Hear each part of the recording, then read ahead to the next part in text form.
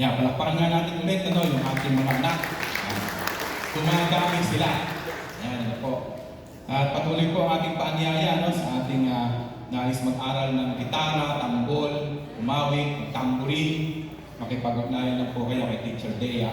Sa inyong pong lingkod, meron na nagsisimula pong mag-aral, mag-gitara. Nagpapasalamat po tayo sa Panginoon, ng mga kuya at yung ibang ate ay nagagamit patungkol po sa panawagan ito ng ating iglesia. Ang ating pong pag-uusapan ngayong umaga ay God's love for the lost. At ito po ay kinuha natin sa Luke chapter 15 verse 1 to 10. So, marami po tayong pwedeng mapulot na mga aral o paalala patungkol po dito sa nawawalang tupa o nawawalang piseta o isang pirasong pilak. At marahil iba sa inyo for how many times narinig niyo na po ang patungkol sa talinghaga nito. So, may mga bagay na nais kong bigyan pansin doon sa 10 talata na yun. At ang una po ay sinasabi doon ng ating Panginoon at ang makikita natin is bawat kaluluwa ay mahalaga. Amen po ba? Bawat kaluluwa ay mahalaga.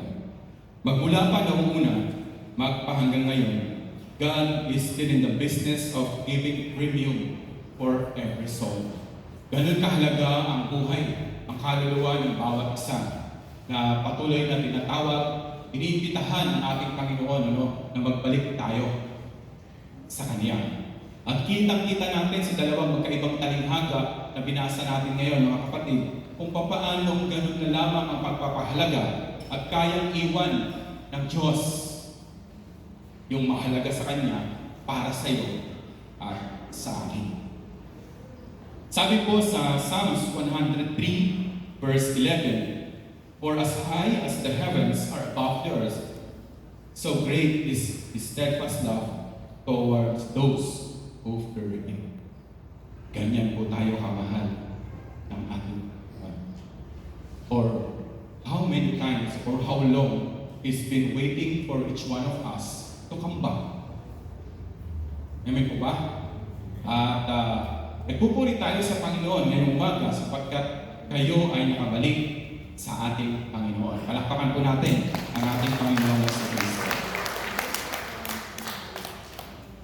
Pangalawa po, sinasabi po doon sa mga talata na ating binanggit, walang makakatumbas sa pag-ibig ni Jesus. Alam mo bang dahil ganun na lamang ang pagsinta ng Diyos sa iyo at sa akin, hindi niya inalinta ng hubarin at iwan ang sarili niya para lamang maabot tayo. Ito ang nilalaman ng talatang 4 ng sinasabi kung sino man sa inyo ay may 100 tupa at mawalan ng isa, ano ang gagawin niya? Hindi ba't iiwan niya ang 99 sa pastulan at hahanapin ang nawawala? Pakinggan niyo po yung dulo hanggang sa ito'y matagpuan. Amen po ba? So this is how we see the love of God, how it endures the pain, how it endures the waiting, para tayo ay makabalik.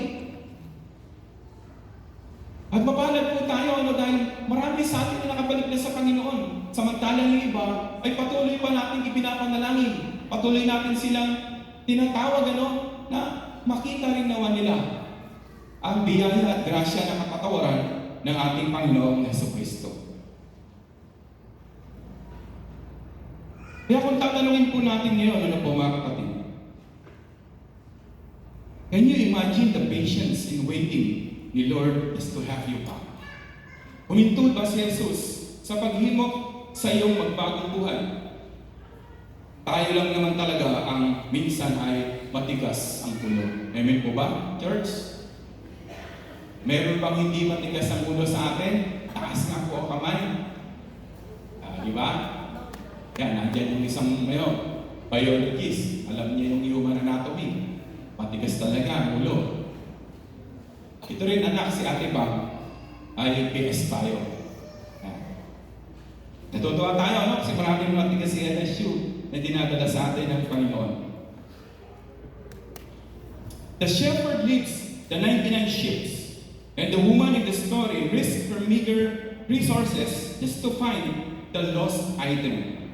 It only shows how God is willing to pay any cost to bring back the lost. Are you happy now that the Lord already found you? Masaya po ba kayo sa bagong buhay niyo sa Panginoon, mga kapatid? Tingin nga, let us show our sweetest smile sa bawat isa. Sige, oray man din tayo nagsipilyo at isip tayo lang. Ayaw pong umitinig. Yan. Dapat nakikita yan ng mundo na masaya tayo sa bagong buhay na binigay sa atin ng ating Panginoong Jesucristo. Pangatlo po, ang sinasabi doon sa mga talatang ating binasa, tayo ay mga naligaw, subalit ngayon ay natagpuan na. Likas sa atin ang mataas palagi ang tingin sa sarili. Minsan pa nga tingin natin parang tayo na lang ang tama. Tanungin mo ngayon yung katabi mo. Sabihin mo, kapatid, may tama ka ba? Tanungin mo, kapatid, may tama ka ba?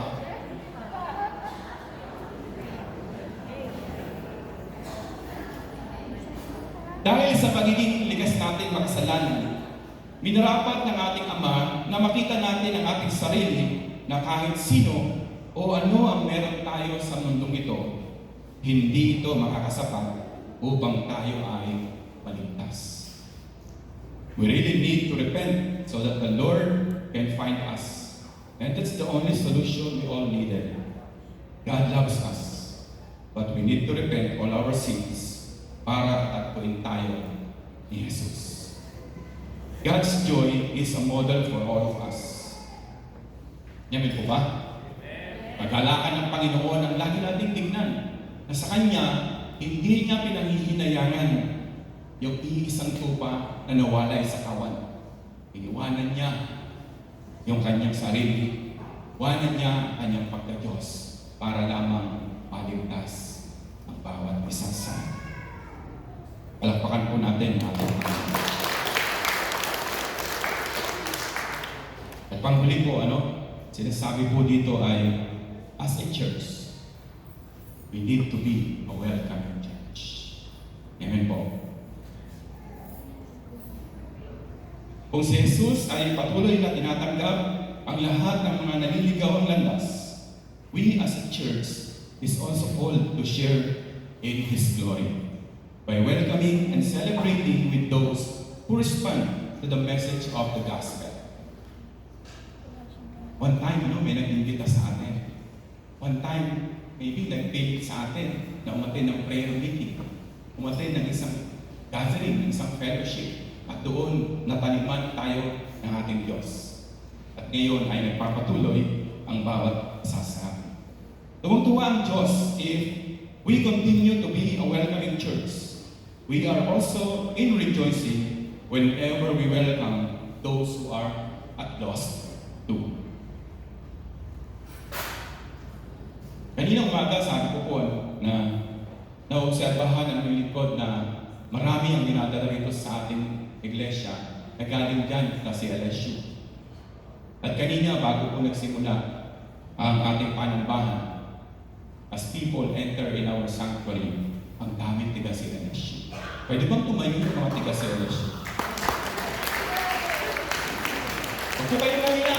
Marami kayong katropa dito. Ayan, si LSU. So make this your church. You are always welcome in this church. Make this your home. Amen po.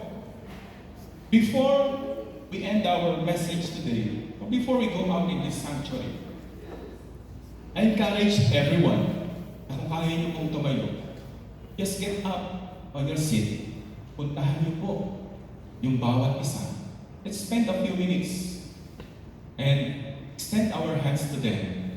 Kung kailangan niyong i-hug, just to make them sure and confirm that they are loved, that they are important. Let's do it for the sake of the Lord. Let's not mind the time today. At tayo po ay tumayo Hanapin natin yung mga kapatid natin na baka kaya natin sila, naghihintay na sila, may yakap. Sila din ay ma-welcome natin at hindi lang yung welcoming ministry ang nag